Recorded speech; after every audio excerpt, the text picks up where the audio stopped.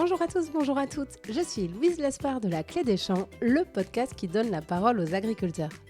Aujourd'hui, je suis ravie de recevoir Jean-Pascal Ferré, propriétaire gérant du moulin de Cassadotte à Biganos sur le bassin d'Arcachon. C'est là qu'il élève des esturgeons et produit un caviar d'exception. Mais avant d'être producteur de caviar, Jean-Pascal a eu plusieurs vies. Basketteur professionnel, puis gérant de camping avec son épouse Katia, il a finalement choisi de se tourner vers l'élevage des esturgeons après un coup de cœur pour cette activité découverte en Amérique du Sud. Un véritable changement de cap motivé par son amour de la nature et des bons produits du terroir. Aujourd'hui, Jean-Pascal dirige une pisciculture à taille humaine. Elle compte 80 000 esturgeons, 9 salariés et une production volontairement limitée autour de 1,5 tonnes de caviar par an. Et oui, cela peut paraître beaucoup, mais Jean-Pascal reste un petit poussé face aux grands producteurs mondiaux. Pour lui, c'est un choix assumé. Privilégier le bien-être animal, respecter l'eau, cette ressource précieuse et fragile, et donner le temps à la nature de faire son œuvre. Il commercialise ses produits en vente directe sous l'IGP Caviar d'Aquitaine. Dans cet épisode, Jean-Pascal nous raconte son histoire personnelle et celle du moulin de la Cassadotte. Il nous explique également les cycles de vie très longs des esturgeons et le savoir-faire minutieux pour transformer les œufs en caviar. Bref, écoutez Jean-Pascal, c'est plonger dans un univers passionnant où l'on comprend que le caviar n'est pas juste un produit de luxe. C'est le fruit d'un élevage patient, respectueux et exigeant. Allez, je vous laisse en sa compagnie. Bonne écoute!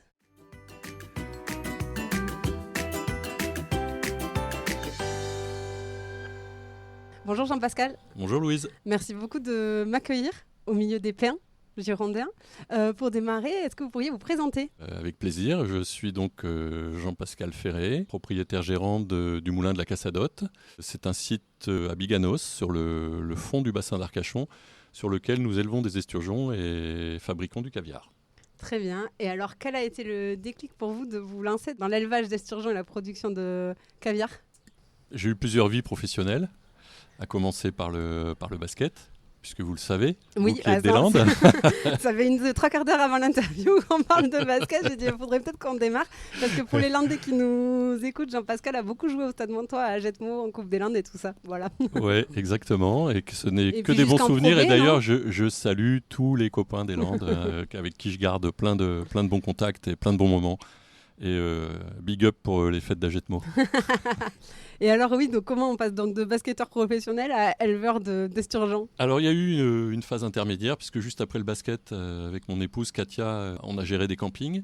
Et puis après 10 ans de gestion de camping dans le tourisme très intense, on avait envie de voir autre chose, envie de faire autre chose. Moi, comme tout le monde sait aussi dans les Landes, je suis pêcheur, chasseur, j'adore tout ce qui est nature, j'adore tout ce qui est bonne gamelle, tous les bons plats, les bons vins.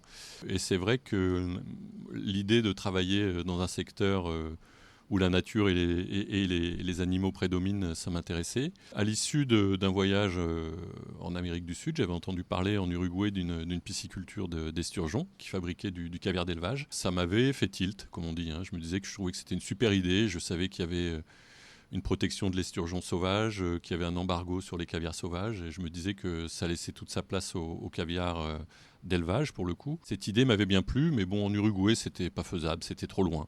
Donc nous sommes revenus, et dès notre retour, on a appris qu'il y avait une pisciculture d'esturgeons qui se vendait à 20 km de chez nous. Voilà, et c'est comme ça qu'on a plongé dans l'aventure. Alors, raconte-nous cette pisciculture, c'est quoi son histoire, qu'est-ce qu'il y a dessus, qu'est-ce que tu produis, tu peux nous expliquer tout ça ? Alors, cette pisciculture, à l'origine, c'était un moulin. C'était un moulin de quartier, le quartier d'Olès, puisque à l'époque, les grosses minoteries n'existaient pas. Et il y avait toujours un lopin de terre où les gens faisaient pousser leurs céréales. Et donc, on avait besoin de venir faire concasser le grain, soit pour la basse-cour, soit pour faire du pain, pour faire de la farine. Donc, ces petits moulins de quartier étaient très actifs. Et celui-ci, c'était le moulin du quartier d'Olès. C'est donc le moulin de la Cassadotte. Avec l'arrivée des grandes minoteries, les petits moulins ont cessé d'exister. Et le site a été récupéré en 1969 par un certain monsieur Carré, qui a eu l'idée de créer une pisciculture de truites. Parce qu'il avait analysé que que l'eau était très pure, très fraîche. Elle restait très fraîche même l'été, donc c'était idéal pour la truite. Et du coup, c'est comme ça que le moulin s'est transformé en pisciculture. Il y a beaucoup de moulins. J'ai fait un reportage en Bretagne sur l'élevage de truites, la pisciculture de truites, et c'est pareil, c'était un ancien moulin. Beaucoup de moulins ont été reconvertis en pisciculture de par la gestion de l'eau qu'il y avait sur le moulin, c'est ça ? Oui, c'est ça. Naturellement, en fait, sur les moulins, vous avez des droits qui sont acquis sur la gestion de l'eau, sur la prise d'eau. Donc ça vous permet, une fois que ce droit est inscrit, de pouvoir utiliser l'eau pour autre chose que pour faire tourner le moulin, dans la mesure où vous la rendez au cours d'eau et que vous laissez des débits minimum réservés. Il y a des règles à respecter, mais en tout cas, on peut emprunter l'eau à la rivière pour en avoir une utilisation qui est autre que de faire tourner le moulin. Donc tout naturellement, quand on a de l'eau à disposition, eh bien, on pense à la pisciculture et à l'élevage de poissons. Donc c'est pour ça que beaucoup de moulins ont été reconvertis. Alors d'abord dans l'élevage de salmonidés, dans les Landes, il y a toujours eu de la truite et ça a longtemps été une grosse activité, voire industrielle. Et puis petit à petit, l'Aquitaine, la Nouvelle-Aquitaine s'est tournée vers l'esturgeon parce que historiquement, il y a toujours eu des esturgeons dans les cours d'eau. Lorsque cet esturgeon endémique s'est raréfié, l'État a souhaité le protéger et a souhaité mettre en place des moyens de le protéger. Pour pouvoir le protéger, il fallait mieux le comprendre. Pour mieux le comprendre, il fallait le garder en captivité, voir ses habitudes, voir comment on pouvait faire de la fécondation en captivité ou in vitro. Et du coup, les émanations de l'État, qui s'appelle le CEMAGREF, qui était en charge de ce programme esturgeon, ont eu besoin des pisciculteurs locaux. Le CEMAGREF étant à Bordeaux, ils se sont adressés aux piscicultures autour de Bordeaux. Et c'est comme ça que les premières piscicultures de truites autour de Bordeaux se sont reconverties en pisciculture d'esturgeon. Très intéressant. Et pour l'eau, qu'on comprenne bien, en fait, vous détournez... Il y a un canal qui détourne l'eau de la rivière, qui passe par la pisciculture, et après, l'eau est rendue à la rivière à la sortie. C'est ça. Il y a une prise d'eau, pour nous, c'est à 2 km au-dessus des bassins. La prise d'eau est constituée d'écluses avec une passe à poissons. Ça permet d'alimenter un canal qui a été creusé artificiellement, qu'on appelle aussi bief. Et ce bief, lui, est censé amener l'eau jusqu'au moulin, et donc jusqu'au bassin maintenant. La passe à poissons et la pelle permet de garder une continuité écologique sur le cours d'eau d'origine, qui est pour nous le lac Anneau. On dit souvent que l'eau, c'est la vie, mais pour un pisciculteur, c'est particulièrement le cas. C'est la qualité de l'eau qui fait aussi le bon goût du produit qui sort à la fin. Oui, je dirais que comme tout produit agricole, il y a une forte notion de terroir. Alors, je ne sais pas si on peut dire terroir quand il s'agit d'eau. Alors, nous, on dit merroir, mais ce n'est pas non plus la mer. Merroir, ah ouais. Ouais. Mais en effet, l'esturgeon ayant un cycle très long, il a besoin d'avoir un environnement, une qualité de vie importante pour donner le meilleur de lui-même, tout simplement. Hein. Ça, c'est le principe de l'élevage. Et du coup, oui, l'eau, c'est le premier élément crucial et prépondérant pour avoir un élevage de qualité. Et alors, raconte-nous combien tu as de poissons, combien tu produis de caviar, est-ce qu'il y a des salariés, est-ce que tu peux décrire ton exploitation actuelle ? Oui, alors des poissons, je ne les ai pas comptés un par un récemment, mais il y en a environ 80 000. 80 000 qui sont répartis sur 10 générations, 10-12 générations, puisque chez nous, l'âge moyen pour faire du caviar, c'est 10 ans. Donc une génération, une année. Oui, une génération, une année. Et du coup, ces 80 000 poissons nous permettent, au bout de 10 ans, de faire environ 1,5 tonne, entre 1,5 tonne et 2 tonnes de caviar par an. Pour mener cet élevage et cette exploitation, nous sommes 9 salariés. C'est beaucoup, 1,5 tonne de caviar, qu'on se rende compte comment ça se situe par rapport à des pisciculteurs Non, c'est pas beaucoup. Nous, on fait partie des plus petits pisciculteurs français. Le plus gros fait entre 15 et 20 tonnes par an. La France produit une 50aine de tonnes par an. Donc vous voyez, moi, avec ma tonne 5, je suis un petit. Mais c'est une volonté. C'est une volonté aussi de rester petit. D'abord parce que si on veut faire de la qualité, il faut être très vigilant justement sur la gestion de l'eau. Et c'est cette quantité d'eau qui va vous donner les volumes de poissons que vous pouvez garder. Et plus on veut faire de la qualité, moins il faut avoir de biomasse dans les bassins. Très bien. Et alors justement, je pense que tout le monde se pose plein de questions sur le caviar parce que tout le monde connaît le produit, mais finalement, les méthodes de production sont assez méconnues. Est-ce que tu peux nous raconter le cycle de vie d'un esturgeon dans ta pisciculture ? Oui, alors jusqu'à il y a quelques années, nous, on faisait de l'élevage de l'œuf à l'œuf, c'est-à-dire qu'on faisait nous-mêmes les reproductions. On avait un stock de géniteurs mâles et femelles, Et on se chargeait de faire naître les poissons dans notre écloserie, mais bien sûr à toute petite échelle, juste pour notre propre consommation. Et puis c'est devenu très compliqué à gérer, puisque lors de la période de reproduction, il faut quasiment 1 à 2 personnes H24 dans l'écloserie à surveiller l'évolution des larves, les stades qu'ils doivent franchir pour arriver jusqu'à alevin. Donc c'est très sensible. Il nous est arrivé d'avoir beaucoup de casses et c'est difficile à expliquer. Donc vous passez beaucoup de temps et puis vous risquez de mettre en péril votre exploitation parce qu'il y a des aléas qui sont compliqués à maîtriser. Oui, c'est un métier à part entière. C'est un métier à part entière. Donc on a cherché des solutions pour se fournir en alevin. Les alevins, c'est des bébés. Oui, c'est des bébés. Ils sont pré-grossis, ils sont plus au stade larvaire, mais nous on les prend à partir de 30-40 grammes.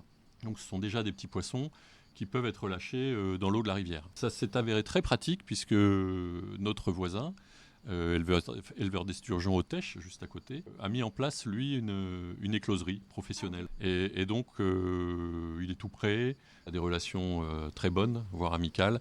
Et du coup, on a décidé de travailler ensemble et maintenant, on lui achète les alevins. Je vous dis qu'on récupère environ 30-40 grammes et après, ils grandissent chez nous pendant 10 ans. Avant d'arriver au stade d'abattage, il y a d'abord l'évolution, le stage de sexage, le stade du sexage où on va déterminer les mâles des femelles. Puisque, à quel âge c'est ça ? Et ça, c'est à 4 ans. À 4 ans. Chez nous, les ans... Ça veut dire qu'il reste 4 ans déjà avant que tu saches les sexer ? Oui, c'est ça. 4 ans où on ne peut pas repérer le mâle de la femelle. Pourquoi ? Parce que chez nous, l'eau est froide. C'est un cours d'eau froide, donc la maturation se fait beaucoup plus lentement. Certains pisciculteurs peuvent le déterminer à 1 an, d'autres à 2 ans. Nous, c'est 4 ans. En même temps, c'est un cycle naturel, puisqu'on se rend compte que les courbes de température de notre pisciculture sont très proches des courbes de la rivière Lena, qui est une rivière en Sibérie, d'où viennent cette espèce d'esturgeon sibérien. Donc en fait, on est très proche de l'état de nature du poisson. Donc au bout de 4 ans, on sexe. Et excuse-moi, mais comment vous sexez un poisson ? Tu les prends un par un ? On fait comme on peut. Mais du coup, on a mis au point, c'est pas nous, la profession le fait comme ça, on fait des échographies. Ah ouais, incroyable. Donc voilà. Un poisson par un poisson. Ouais, un par un. On a du personnel qui est formé, des spécialistes, parce que c'est vrai qu'il faut un œil vraiment habitué, aiguisé, pour pouvoir, à 4 ans, différencier l'appareil génital de la femelle de l'appareil génital du mâle. Parce que c'est encore tout petit à cet âge-là. Donc une fois que c'est fait, on sépare les mâles des femelles. Donc tu ne gardes que les femelles, puisque le caviar, tu nous diras ensuite, mais c'est la production des femelles. C'est ça. Parce que je vais dire une bêtise, tu m'as déjà dit en amont, mais en gros, spontanément, on dit que c'est les œufs de la femelle, en tout cas. Tu corrigeras après. Ouais. Et les mâles, vous en faites quoi ? Alors les mâles, nous, on les vend vivants. Parce qu'on n'a pas assez de place pour les faire grossir. On pourrait les faire grossir et puis les vendre soit pour la chair ou soit pour la pêche, puisqu'il y a beaucoup de réservoirs de pêche qui mettent de l'esturgeon parce que c'est un poisson très sympa à pêcher. Les carpistes aiment bien pêcher l'esturgeon en général. Donc on pourrait le faire. On se dit que ça va nuire à nos femelles qui ont besoin de beaucoup de place pour se développer sans trop de stress. Et donc vous les vendez à qui ? Ils en font quoi ? Alors nous, sont beaucoup des marchés vers la Belgique, l'Allemagne, puisque les Français ne sont pas trop consommateurs de chair d'esturgeon. On se rend compte que c'est plus l'Europe du Nord-Est qui consomme ces poissons-là. Donc nous, on les vend à des entreprises qui sont spécialisées dans le grossissement de l'esturgeon. Et puis après, je suppose qu'ils les vendent pour la chair. Donc au bout de 4 ans, il ne reste plus que les femelles chez toi. C'est ça. Et après, qu'est-ce que deviennent ? Et après, on les observe régulièrement pour regarder l'évolution des ovocytes. Puisque comme je te l'ai dit, le caviar, ce n'est pas un ovule, c'est un ovocyte. C'est-à-dire que c'est le stade de l'œuf juste avant l'ovulation. Donc cette évolution se fait sur plusieurs années. Et nous, on a dû déterminer des stades dans cette évolution qui nous permettent de trier le poisson. Au départ, le poisson est trié par âge, par cohorte. Et une fois qu'ils ont déclenché des stades, on les trie par stade.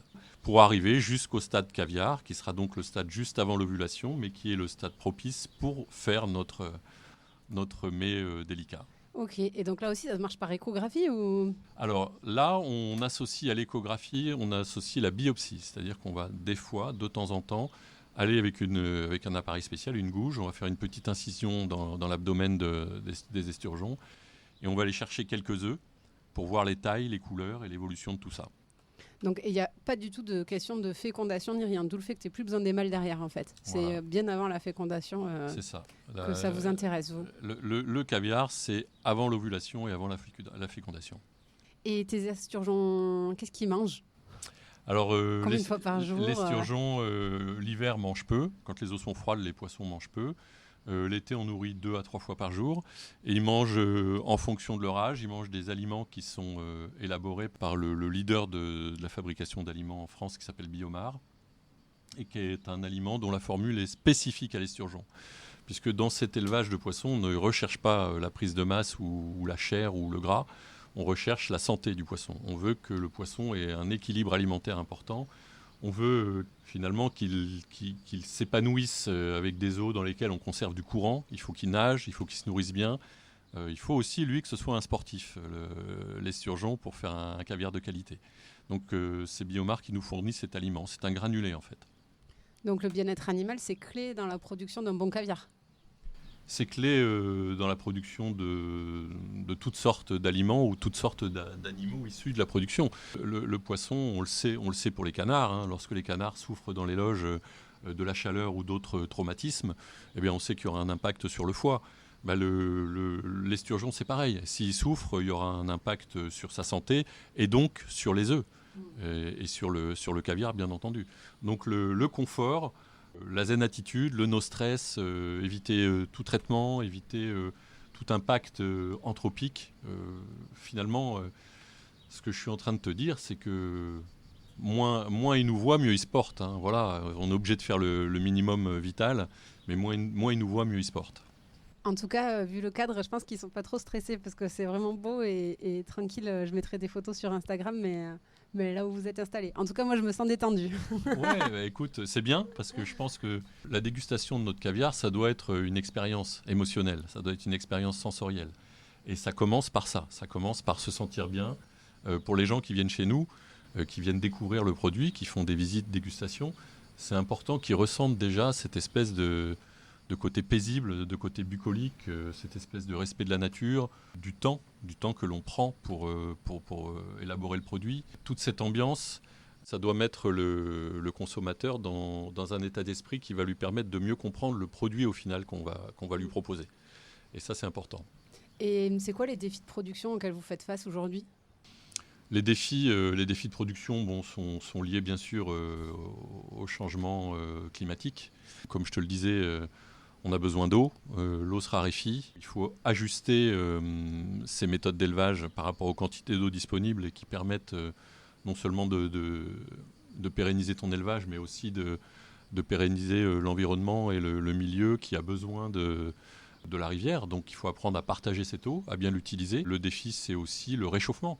Parce que l'eau diminue, la quantité d'eau diminue, mais aussi elle se réchauffe. On se rend compte qu'il y a certainement des limites par rapport à tout ce qui est sanitaire. Il y a certainement des limites liées à la température de l'eau. Nous, je le disais, on a une chance, c'est qu'en plein été, l'eau dépasse jamais 19 degrés. Donc ça, c'est très important de pouvoir le conserver comme ça. Est-ce que cette terre voudra nous laisser la possibilité de continuer ? On ne décide pas, il faudra s'adapter. Et alors, j'en reviens à tes esturgeons femelles. Elles arrivent à maturité, elles ont les ovocytes. Ensuite, qu'est-ce qui se passe ? Elles partent à l'abattage, j'imagine ? Ouais, bien sûr. Bah, écoute, oui. Elles ont eu une belle vie pendant 10-12 ans. 10-12 ans, c'est impressionnant la longévité. Ouais, c'est très long. Chez nous, c'est très long. Hein. On peut faire de l'élevage d'esturgeons dans des eaux plus chaudes. Et du coup, l'eau plus chaude permet d'alimenter plus. Et qui dit eau plus chaude, plus d'aliments, dit développement plus rapide. Mais ça, c'est pas notre volonté. Donc, on réchauffe pas l'eau. On reste vraiment sur ce côté naturel, avec des eaux très froides l'hiver et assez fraîches l'été. Donc ça pousse pas vite. Mais comme je te le disais tout à l'heure, c'est aussi le temps qu'il faut dans la rivière Léna en Sibérie pour que l'esturgeon soit en mesure de délivrer son caviar. Donc finalement, ça reste quelque chose de normal. Il faut avoir le temps, il ne faut pas se précipiter. Il faut laisser faire la nature et respecter ce rythme et ce cycle. Donc du coup, tu les abats, et après, comment tu récupères les œufs ? Alors, on les abat et on récupère les œufs. On est obligé d'ouvrir la femelle. On a des personnes au labo qui sont chargées de sélectionner l'œuf dès l'ouverture du poisson dans le ventre de la femelle pour assembler des lots, puisque tu dois avoir une homogénéité en taille, en couleur, en texture.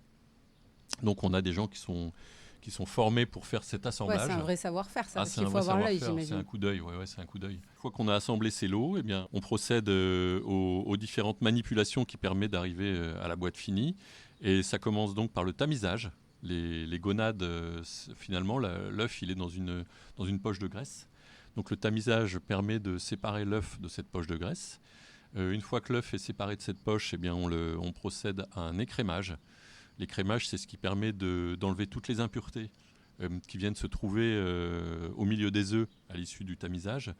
Une fois que l'œuf est bien écrémé, eh bien, on l'égoutte, on le sale et ensuite on met en boîte. Donc tu vois, il n'y a pas beaucoup de manip, mais elles sont toutes ultra importantes et elles doivent être faites rapidement, bien et vite en fait. En préparant le sujet, là, je me suis dit que ça ressemblait beaucoup au fromage.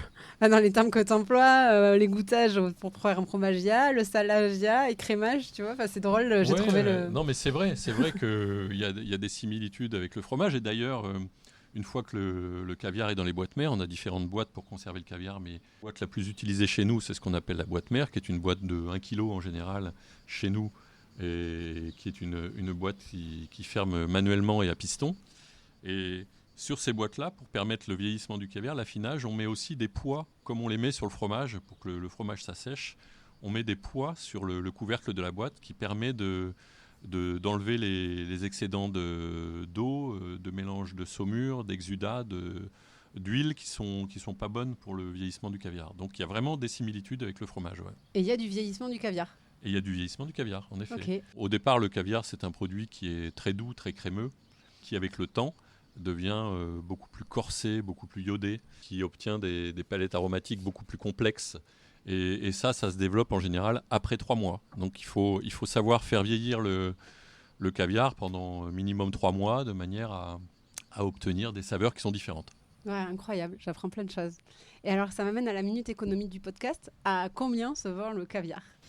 Alors, on peut en trouver à des prix divers et variés. Hein. Malheureusement, il y a des caviars de concurrence étrangère qui se retrouvent sur les marchés français à pas cher. Mais on va dire qu'un bon caviar français, c'est autour de 2 500 € le kilo. Pourquoi c'est si cher ? Alors, comme tu as pu le comprendre, c'est extrêmement long à faire. Il faut garder énormément d'attention sur le poisson pendant 10 ans. Il faut éviter la mortalité, il faut éviter les maladies, donc c'est beaucoup de soins.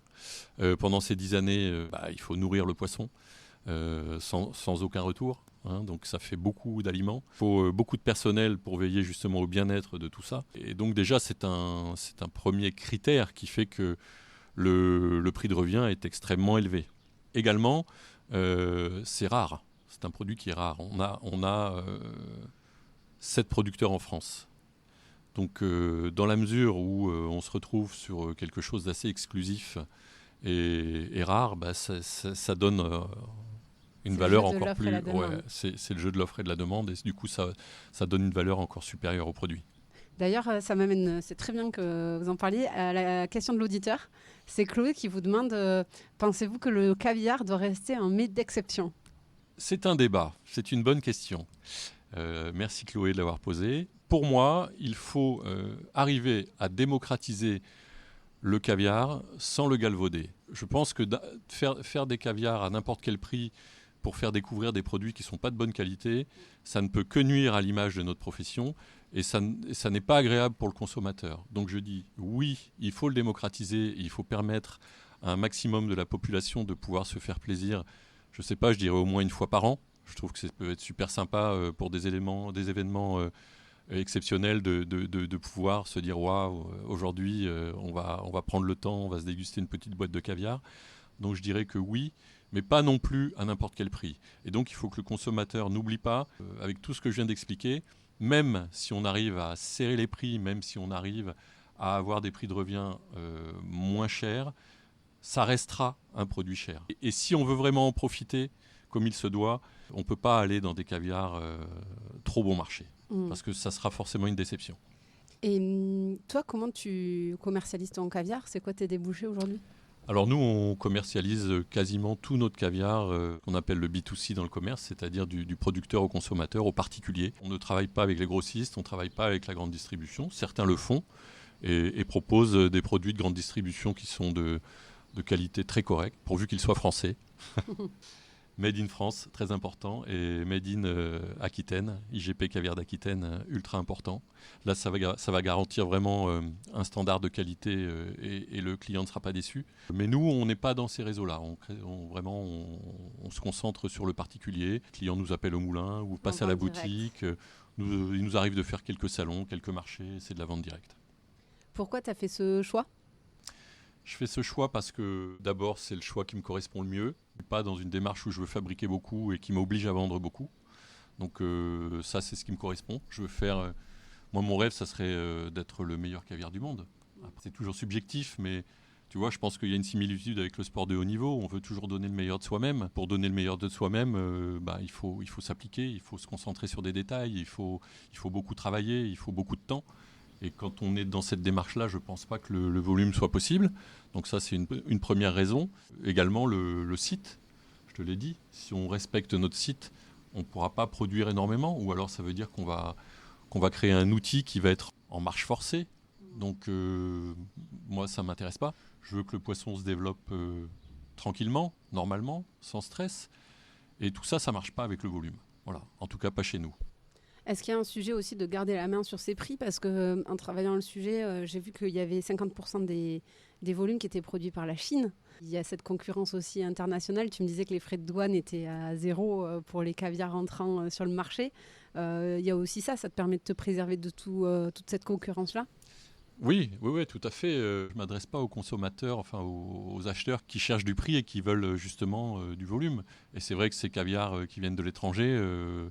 au niveau du prix, on a beaucoup de mal à s'aligner parce que nous, nos coûts de production n'ont rien à voir avec eux. Et comme je te le disais, ils traversent la moitié ou voire toute la planète et ils arrivent à être moins chers que nous quand ils arrivent en France. Donc on ne sait pas travailler comme ça. Ça, c'est une évidence.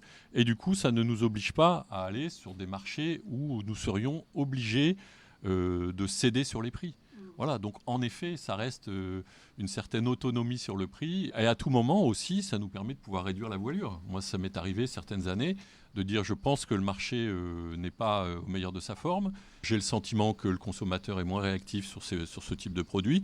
Donc, je fais le choix de laisser des femelles dans l'eau et de ne pas produire le caviar.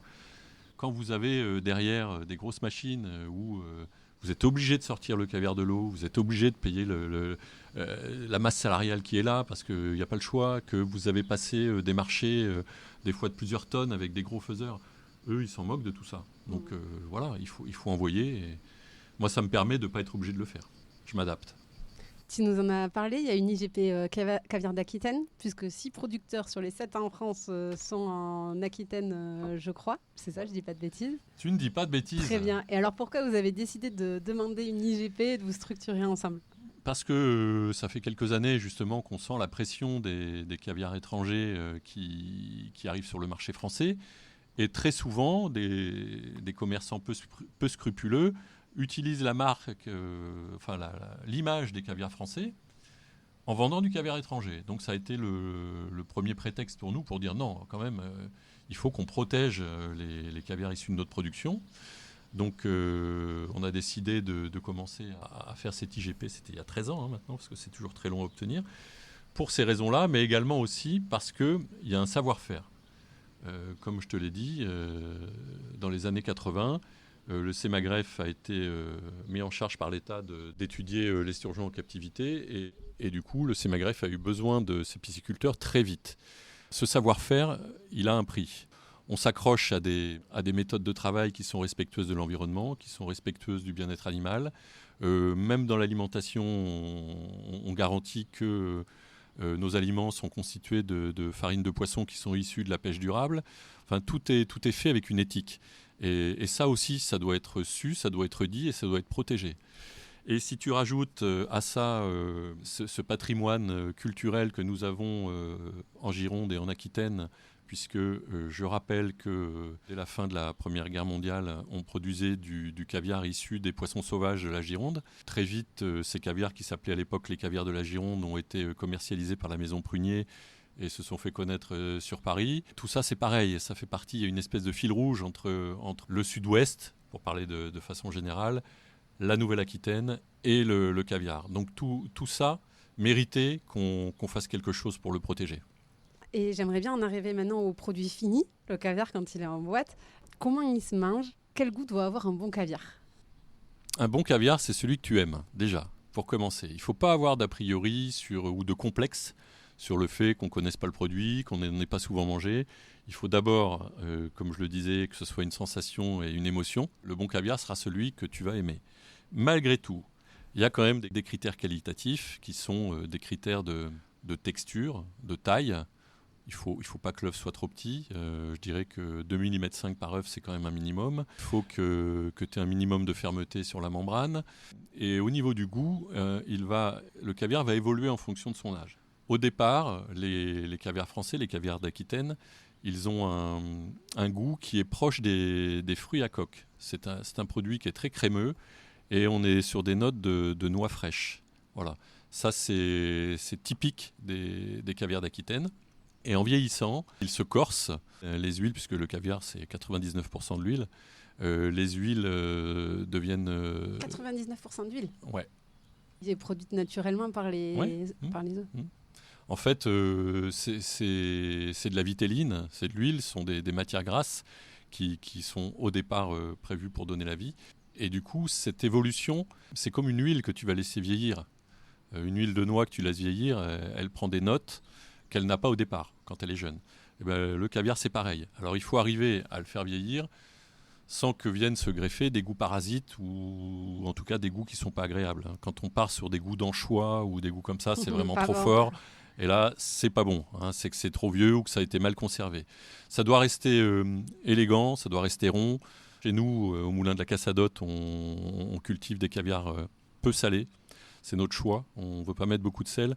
Le sel est un exhausteur de goût, mais c'est aussi, s'il y en a trop, ça va masquer certains défauts.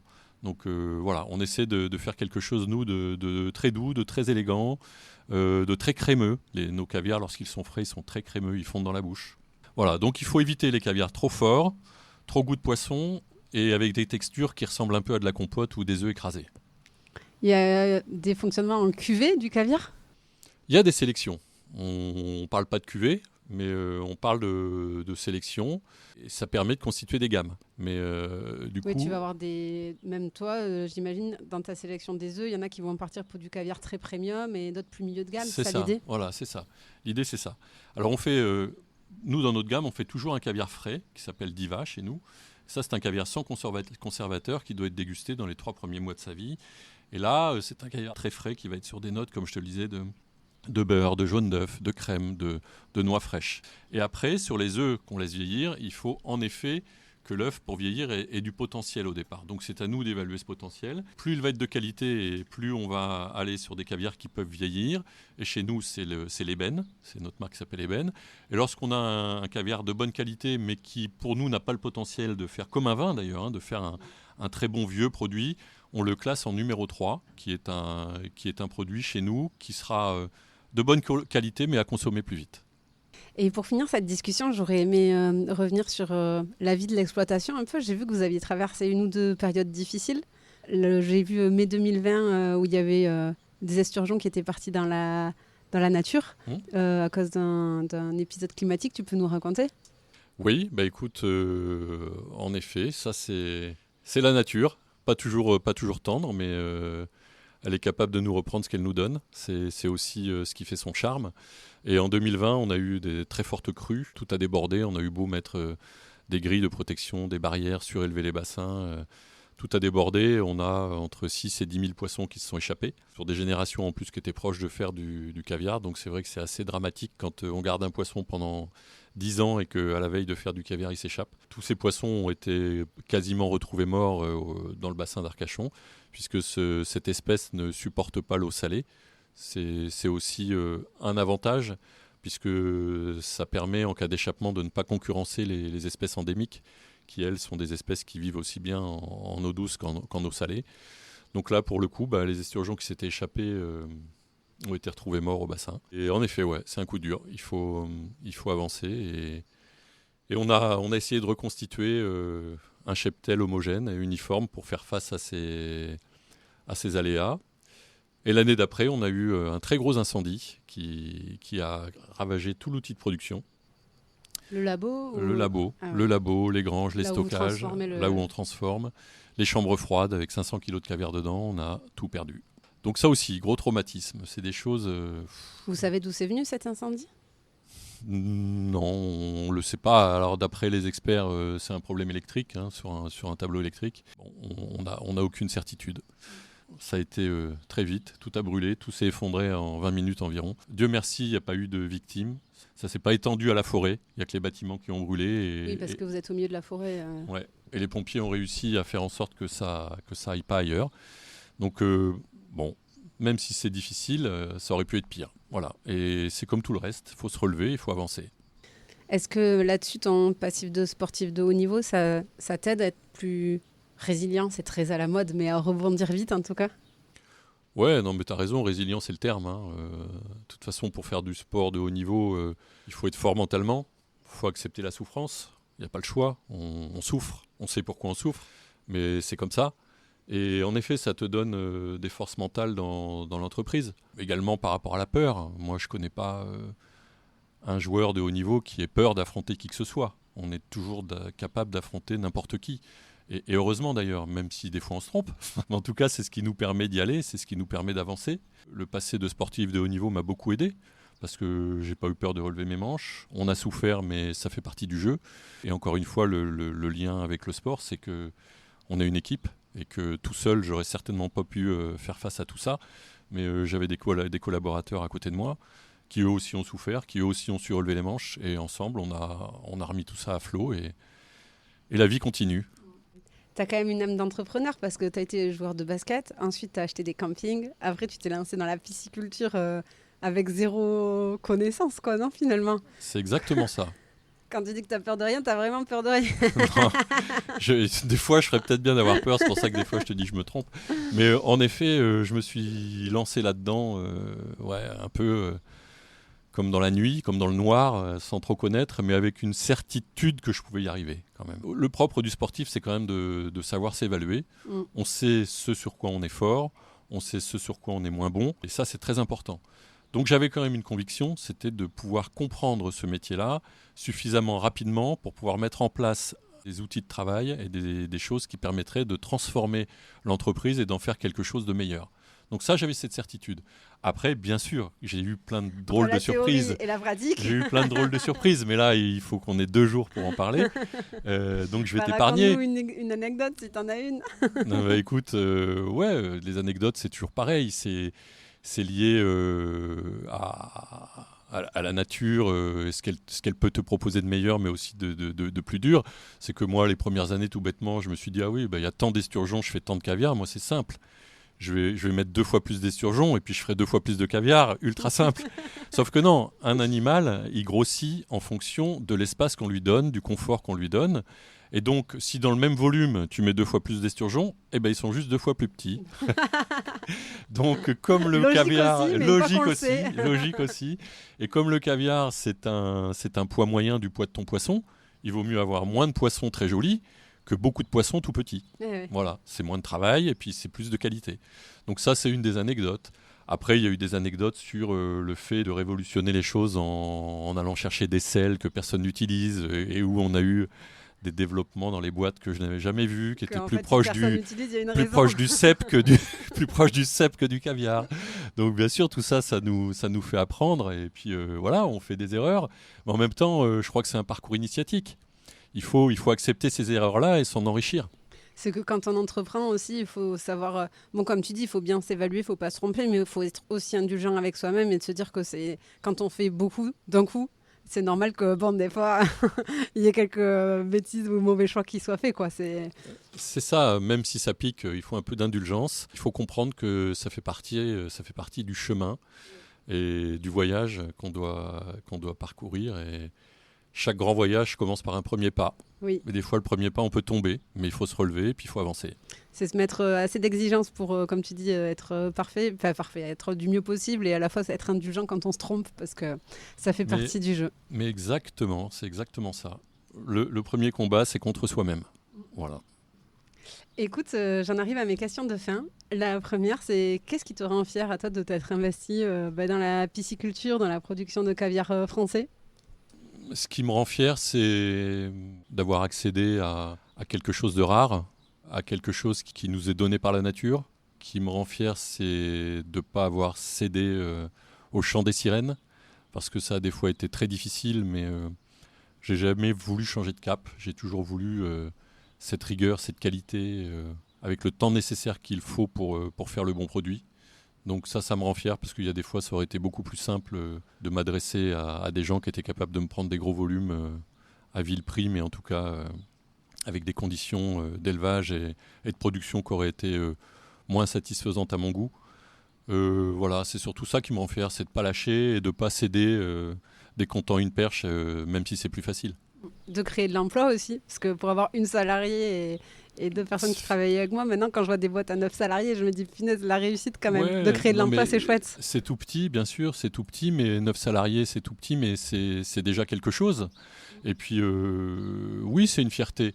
Eux aussi peuvent être fiers de ce qu'ils donnent pour l'entreprise et ce qu'ils donnent pour ce métier-là et pour la qualité du produit. Alors, je sais qu'ils sont fiers du résultat, parce qu'ils voient bien que le produit est bon. Donc, je crois que c'est ça aussi qui les satisfait.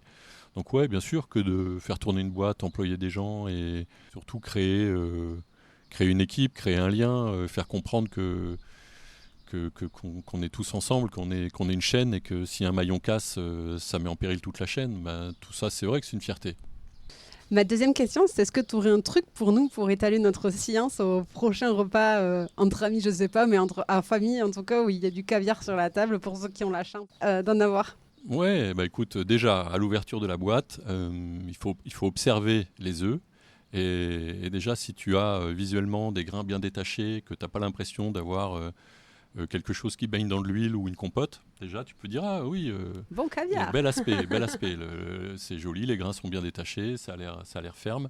Donc voilà, ça c'est déjà important visuellement d'avoir cette sensation. Et après, moi je vais direct au goût, hein, parce que bon, l'odeur, tout ça, je suis pas sûr qu'il y ait des choses vraiment intéressantes sur l'odeur du caviar, et bien souvent ça en a pas beaucoup. Donc direct au goût. Après, il faut pour le déguster, il faut que ça soit simple. Voilà. Moi, je trouve que l'idéal, c'est de mettre, avec une petite cuillère en corne ou en nacre ou en plastique, hein, de mettre du caviar sur le gras de sa main, tu vois, sur le haut du pouce, là, okay. Et juste de gober la petite bouchée de caviar comme ça sur sa main. Ah ouais, sans pain, sans rien du tout. Rien. Et de le laisser fondre. Il faut le laisser fondre dans la bouche. Et tu verras, il y aura plusieurs étapes dans ce qui se développe. Tu vas avoir d'abord la bouche qui se tapisse, parce qu'il y a tout ce côté gras qui va venir remplir tes papilles. Et puis ensuite, tous les arômes. Et il faut laisser un peu le temps au produit de faire son effet. Et là, si tu veux vraiment avoir l'air d'une pro, tu parles d'une texture, waouh, c'est bien, il est ferme, il est malgré tout fondant mais ferme. Les arômes qui se dégagent sont des arômes de fruits à coque, de noix fraîches. Voilà, tout ça, c'est des termes. Tout ça, c'est des termes de spécialistes du caviar. Donc là, à mon avis, Là, on impressionne tout le monde. Ah ouais, là, tu vas impressionner tout le monde. Génial. Et dernière question, c'est où c'est qu'on peut commander tes produits, vous retrouver Alors nous, on peut les commander directement en appelant à la boutique, la boutique Caviar de France au Moulin de la Cassadotte à Biganos. Donc là, on a Heather et Aurélie qui se feront un plaisir de vous répondre et de prendre les commandes, ou directement sur notre site, voilà, caviardefrance.fr. Là, vous avez toute la gamme, tous les produits, avec les tarifs. Une fois qu'on est enregistré et qu'on a mis son mail, son nom et ses coordonnées, c'est encore mieux parce qu'on bénéficie des promos. De temps en temps, on a des promos, donc ça peut être très sympa de se faire un petit extra dans l'année avec un caviar à moins 20, moins 25%. Du coup, on peut commander en ligne, c'est aussi ultra simple, il y a un site marchand. Et le caviar est expédié du jour au lendemain, en fait. C'est A pour B. Si on le commande, par exemple, le lundi avant 11h, il arrive le mardi avant 13h. Voilà, magnifique. Donc ça va très vite. On a mis en place un système de packaging qui permet de le transporter, il reste frais. Et donc, aucun souci de conservation ou de transport. Parfait. Bon, avis à bon entendeur, ceux qui ont envie de se régaler, ils peuvent commander. Bon, merci beaucoup de nous avoir raconté tout ça, c'était passionnant. Je connaissais avec plaisir. Rien. Ça m'a fait très plaisir de discuter avec toi, Louise. Et puis, Surtout que, je le répète, j'ai de grosses affinités avec les Landes. Très bien, on leur passe le bonjour. À bientôt.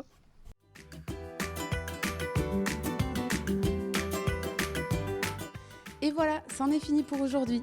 Vous souhaitez aller plus loin dans la découverte de l'agriculture ? Si vous travaillez au contact du monde agricole, sachez que la Clé des Champs propose des formations à l'agriculture. Elles sont adressées aux collaborateurs qui ont besoin de mieux comprendre le monde agricole pour mieux performer dans leur travail.